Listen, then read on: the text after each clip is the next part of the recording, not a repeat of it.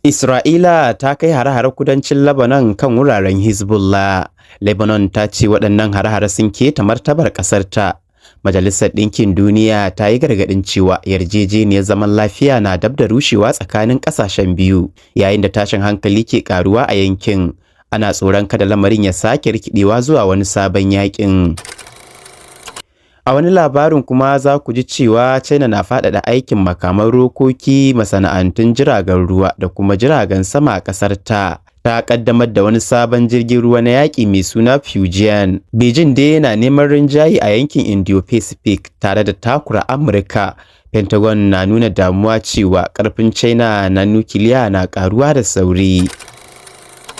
A wani labarin kuma za ku ji cewa tsamin dangantaka tsakanin Amurka da Najeriya na ci gaba da ruruwa tun bayan da Trump ya yi barazanar kai hari Najeriya bisa zargin cewa ana kashe Kiristoci a ƙasar. Hukumomi a Najeriya sun ce suna tattaunawar diflomasiyya da sauran ƙasashen duniya domin lalubo hanyar da za su makure 'yan ta'adda. Har yanzu Washington bata ƙara mayar da martani ba tukunna.